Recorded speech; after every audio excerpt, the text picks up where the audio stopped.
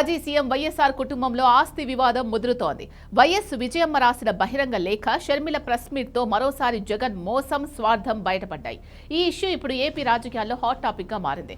చెల్లికి ఆస్తి వాటా ఇవ్వకుండా జగన్ కోర్టు మెట్లు ఎక్కడం, తండ్రి రాసిన వీలునామాను కాదని కేవలం తానే సంపాదించారని చెప్పడంపై తల్లి విజయమ్మ తీవ్ర ఆవేదన వ్యక్తం చేశారు.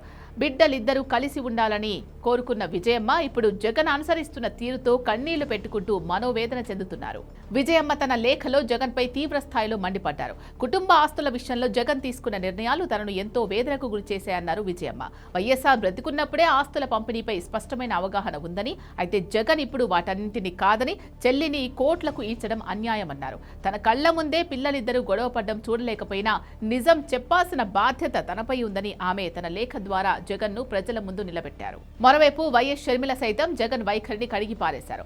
జగన్ తనకిస్తున్నవి ఆస్తులు కాదని, తన తండ్రి వైఎస్ఆర్ కష్టార్జితంలో తనకున్న చట్టబద్ధమైన వాటా అని ఆమె కుండబద్దలు కొట్టారు. అన్నగా చెల్లికి ఇవ్వాల్సిన గౌరవం పక్కన పెట్టి ఆస్తుల కోసం కోర్టులకు వెళ్లడం జగన్ దిగజారుతనానికి నిదర్శనమంటూ మండిపడ్డారు.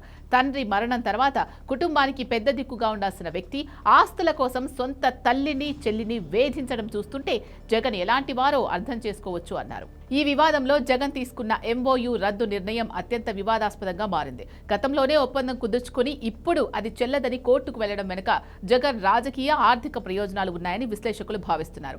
సరస్వతి పవర్ ప్రాజెక్టులో షర్మిలకు ఇచ్చిన షేర్లను తిరిగి లాక్కోవడానికి జగన్ ప్రయత్నించడం, అధికారాన్ని కుటుంబ సభ్యులను అణిచివేయడానికి వాడుకోవడం లాంటి అంశాలను షర్మిల సాక్ష్యాధారాలతో సహా బయటపెట్టారు. ఇది కేవలం ఆస్తి గొడవ మాత్రమే కాదని, జగన్ మనస్తత్వానికి అద్దం పడుతోందని ఆమె విమర్శించారు. మొత్తానికి విజయమ్మ లేఖ, షర్మిల పోరాటం జగన్ ఇమేజ్ ను తీవ్రంగా దెబ్బతీశాయి. సొంత కుటుంబ సభ్యులే ఆయనపై బహిరంగంగా యుద్ధం ప్రకటించడం, ఆయన చేస్తున్న అక్రమాలు సాక్షాత్తు తల్లి, చెల్లి ప్రపంచానికి వివరించడం ఇప్పుడు హాట్ టాపిక్ అయింది. సొంత తల్లిని, తోడబుట్టిన చెల్లిని మోసం చేసిన వ్యక్తి రేపు రాష్ట్ర ప్రజలకు ఏ మేరకు న్యాయం చేస్తారనే అనుమానాలు వ్యక్తమవుతున్నాయి.